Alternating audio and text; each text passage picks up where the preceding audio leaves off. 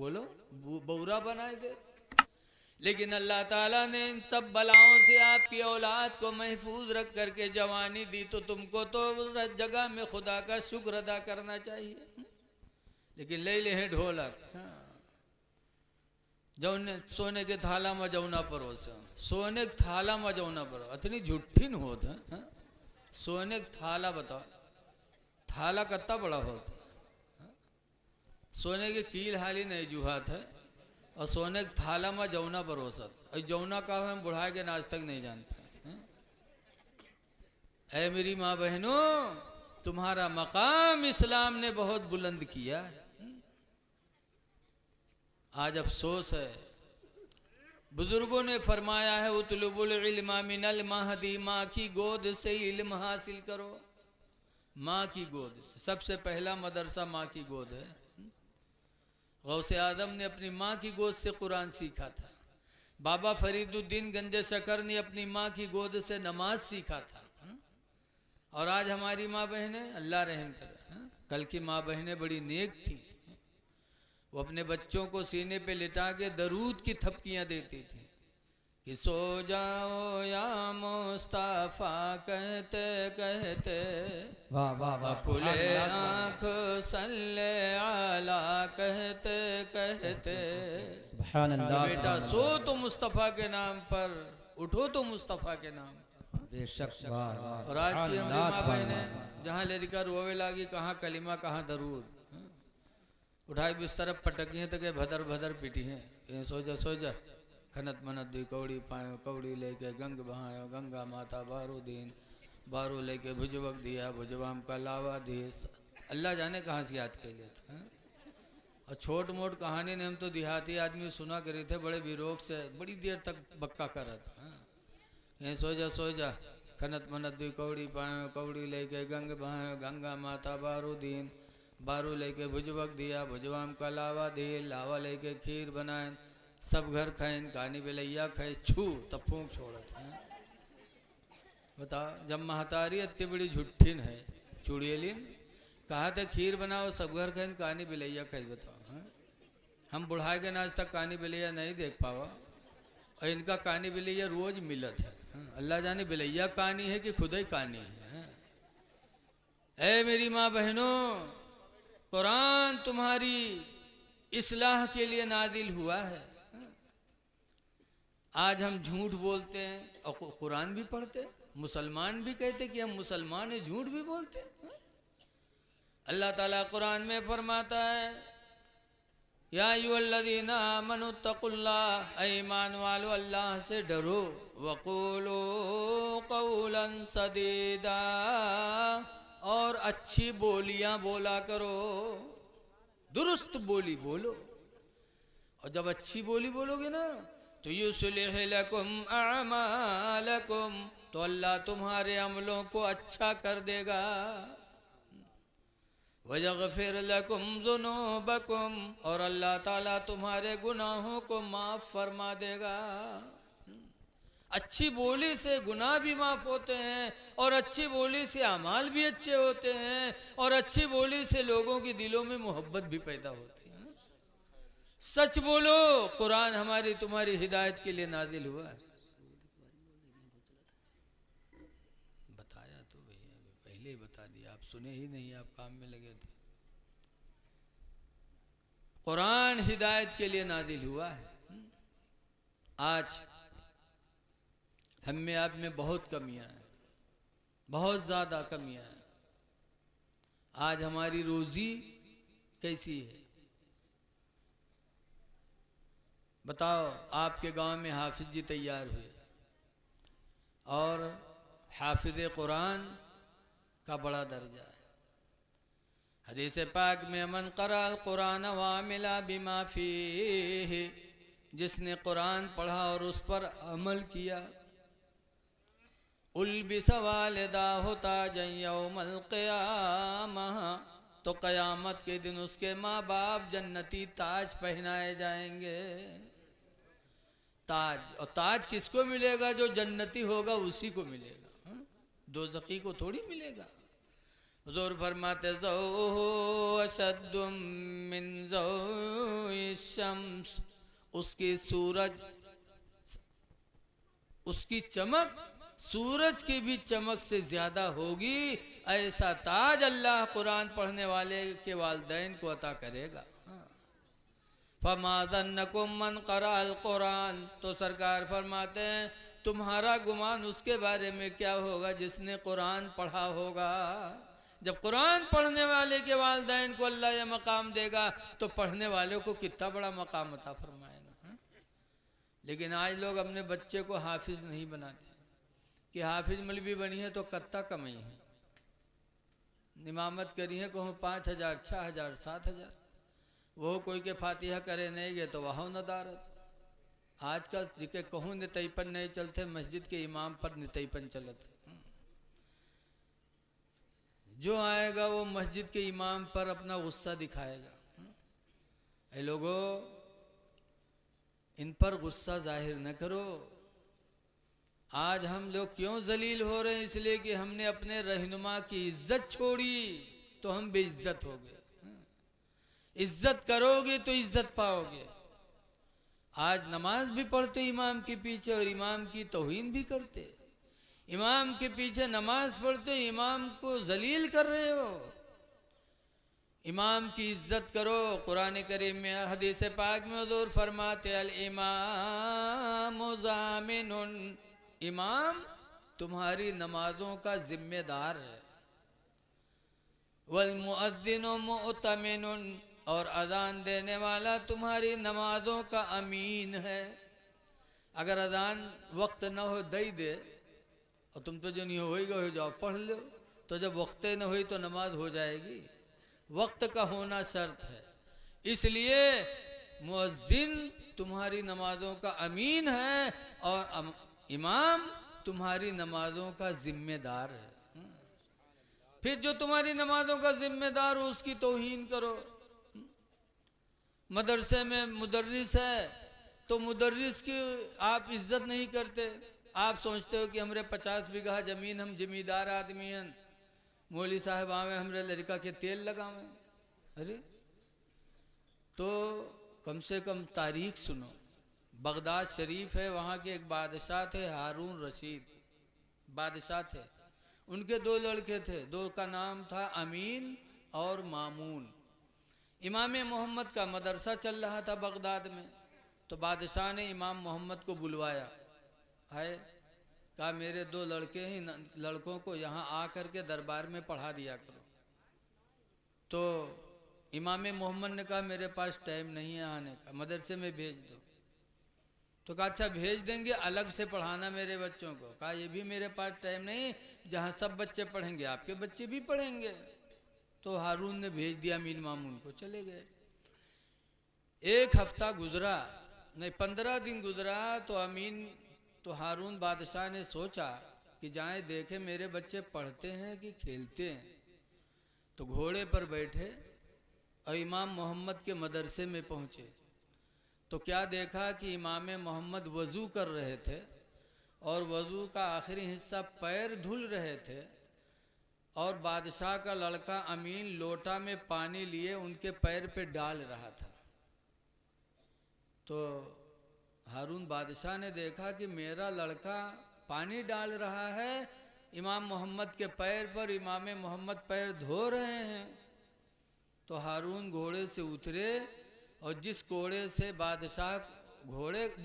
से घोड़े को मारते थे उसी कोड़े से अपने लड़के अमीन को मारने लगे। तो इमाम मोहम्मद ने समझा कि शायद मेरे पैर पे पानी डाल रहा था इसलिए मार रहे हैं। तो कहा हारून मैं उस्ताद हूँ, क्या उस्ताद की खिदमत नहीं की जाती है जो आप मार रहे हो?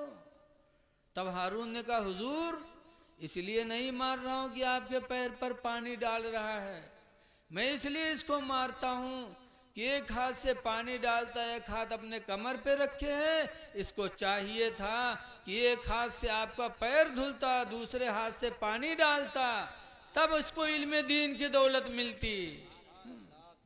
एक बादशाह ने अपने लड़के को ये ज़हन दिया कि जब उस्ताद के पैर को अपने हाथों से धुलोगे तब तुम्हें अल्लाह ताला उनके वसीले से इल्म अता फरमाएगा। और आज हम लोग तो अपने मदरसा के मुदर्रिस के हैं अपन नौकर समझा जाता। अगर इमाम साहब तुम्हारे लड़का कपड़ा छांट दें तो खुश हुई हो कि मौली साहब हमारे लड़का कपड़ों छांट देते हो, नाक पहुँच दें तो और खुश हुई हो कि नकवो पहुँचत है। ऐ लोगों, इमाम की कदर करो, मस्जिद में इमाम हो तो उसकी कदर करो, मस्जिदों की भी कदर करो। आज हम में आप में बड़ी कमियां हैं। सबसे ज़्यादा गिरी निगाह आलिम मौलाना को देखा जाता है। अगर रिश्ता के बात है, देखिए दाढ़ी तो कहे जा यार वो मुल्ला है, का कमाई का खवाई, कोनो बढ़िया पैंट बूसट वाला ढूंढो, लागत है सब मौलवी मुल्ला भूख नहीं मरत है। हदीस पाक में हुजूर फरमाते हैं अल उलमा व बिहिम युमतरून व बिहिम युरज़क़ून, उलमाए किराम ही के वसीले से बारिश भी होती है और उलमाए किराम ही के वसीले से अल्लाह रोज़ी भी अता फरमाता है। ये मेरे नबी का फरमान है और उनको हम गिरी निगाह से देखते हैं। याद रखो, अल्लाह का वादा है वमा मिन दाब्बतिन इल्ला अलल्लाहि रिज़्क़ुहा, ज़मीन पर कोई रेंगने वाला जानवर ऐसा नहीं है मगर अल्लाह ने उसकी रोज़ी का जिम्मा ले लिया है। कोई भी ज़मीन पे रेंगने वाली चीज़ है, अल्लाह ने उसका जिम्मा ले लिया कि इसको रोज़ी मैं दूंगा। पुरानी लकड़ी चीरो सखुआ के बीच में हिस्सा निकलेगा, कीड़ा बैठा होगा, कहाँ से उसको रोज़ी मिल रही है, लेकिन देने वाला अल्लाह है। इसलिए हमें अल्लाह की ज़ात पे भरोसा करना चाहिए, सच बोलना चाहिए, हलाल रोज़ी खाना चाहिए, किसी के माल की तरफ निगाह नहीं डालना चाहिए और अगर कोई बढ़ रहा है तो हमें देखकर खुशी होना चाहिए। किसी की इज्जत देख करके, किसी का मर्तबा देख करके तकलीफ़ नहीं होनी चाहिए। हज़रत अबू बकर सिद्दीक़ रदी अल्लाह ताला अन्हु एक दिन जा रहे थे, हज़रत अली उधर से आ रहे थे। हज़रत अबू बकर देखे तो मुस्कुराने लगे, तो हज़रत अली ने पूछा अबू बकर मुस्कुरा रहे हो? कहा क्यों ना मुस्कुराऊं, सरकार ने फरमाया है कि जन्नत में जाने का टिकट अली बांटेंगे, अली टिकट बांटेंगे, जिसको टिकट देंगे वही जन्नत में जाएगा। तो तुम्हारा मकाम इतना बुलंद है इसलिए मैंने तुम्हें देखा तो मुझे खुशी हासिल हो गई। और हम लोग हुए तो नाक मुंह सब सिकुड़ जाते कि के मर्तबा इतना बुलंद होगा। हज़रत अली भी मुस्कुराने लगे, तो हज़रत अबू बकर कहते आप क्यों मुस्कुरा रहे हैं? तो उन्होंने कहा मैंने भी सरकार से सुना है, सरकार ने फरमाया है कि अली जन्नत में जाने का टिकट उसी को देना जिसके दिल में अबू बकर की मोहब्बत होगी। सुभान अल्लाह, सुभान तो आपका मर्तबा इतना बुलंद कि जिसके दिल में आपकी मोहब्बत होगी उसी को टिकट मिलेगा। तो सहाबा एक दूसरे के मर्तबे को देखकर मुस्कुराते थे। हमको आपको भी किसी का मकान अच्छा बन जाए तो मुस्कुराना चाहिए, किसी का मर्तबा बुलंद हो जाए तो हमें खुशी हासिल होनी चाहिए। लेकिन आज हम एक दूसरे को जलते हैं। हज़रत इमाम आज़म अबू हनीफा के पास एक मसला पहुंचा। कूफा में काजी साहब थे, एक साहब अपना घर बनवा रहे थे और अपनी दीवार में झाल लगा रहे थे और पड़ोसी कह रहा था झाल न लगाओ। तो फैसला काजी के पास गया, काजी साहब ने मना कर दिया कि झाल नहीं लगा सकते हो। तो जब काजी का जज का फैसला हो गया झाल नहीं लगा सकते तो चुप हो गया। लेकिन आया इमाम आज़म के पास, इमाम आज़म से कहा मैं अपनी दीवार में झाल लगा रहा था, पड़ोसी ने मना किया, जज के पास शिकायत लेके गए, जज ने फैसला कर दिया कि झाल नहीं लगा सकते। तो इमाम आज़म ने फरमाया जाके अब दावा दायर करो जज के पास कि मैं अपनी दीवार गिराना चाहता हूँ, झाल छोड़ दो हम दीवारिये गिरा देते, हम दीवार गिराना चाहते हैं। तो अब अपना घर कोई गिरावे तो कोई रोक दी? गया कहा मैं अपनी दीवार गिराना चाहता हूँ। तो जज ने, काजी साहब ने इजाज़त दे दिया कि ठीक है गिरा दो। जब वो दीवार गिराने गया तब पड़ोसी चिल्लाया, कहा अरे अब तक तो झाल लगाता 4 फीट की, 4 ही फीट से बेपर्दगी होती तो पूरी दीवारिये गिराए देते, अब तो हमारा घर पर्दखाना हो जाएगा। तो इमाम आदम के पास फिर वो आया तो कहा अब जैसा तुम्हारा पड़ोसी कहता वैसा कर लो। आज हम घर बनाते हैं तो घर बनाने के टाइम हमें ये भी सोचना है कि हमारे पड़ोसी को तकलीफ तो नहीं हो रही।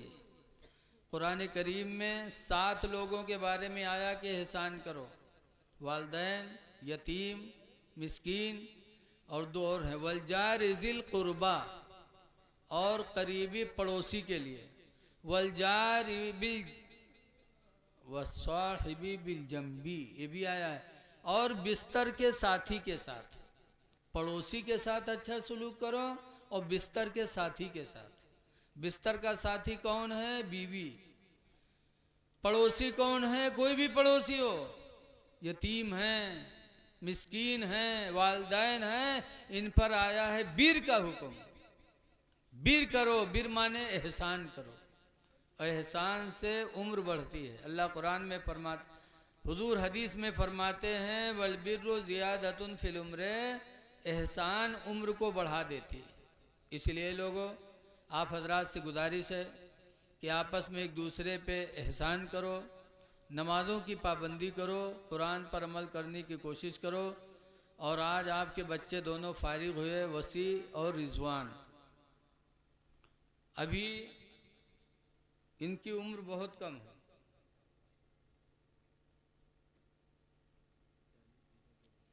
अभी इनकी उम्र बहुत कम है। इनको चाहिए कि हाफिज होने के बाद आलिम भी बन जाएं।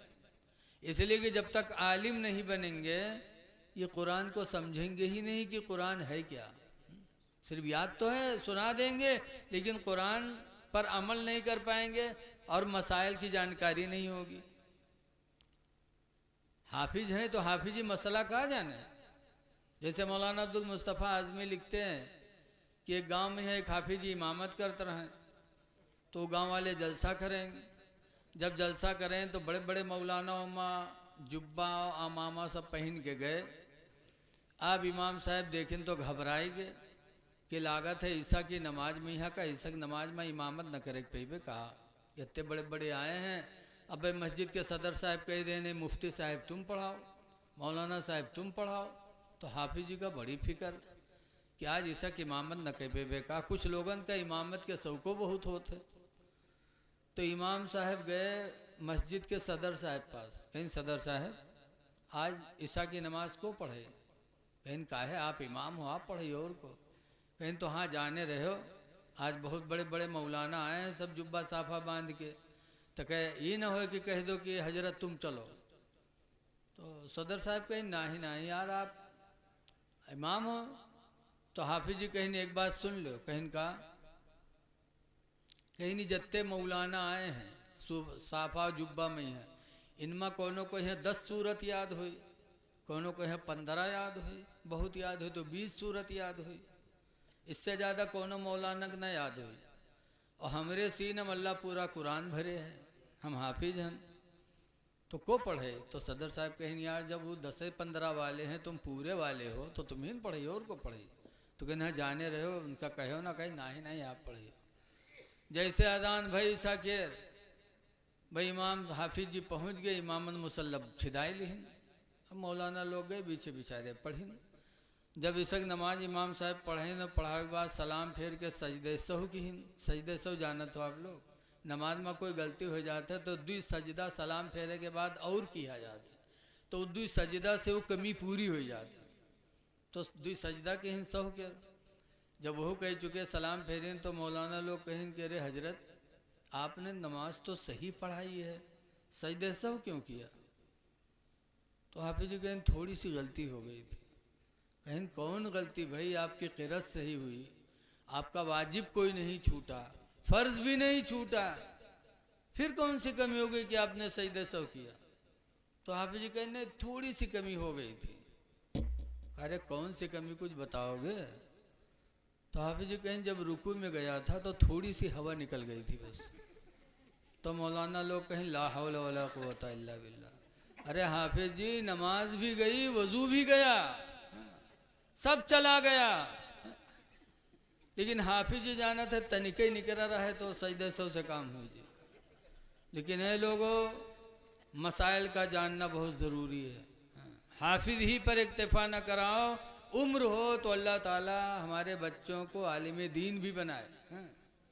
आलिम बनाना बहुत ज़रूरी है। और एक बात सुनो,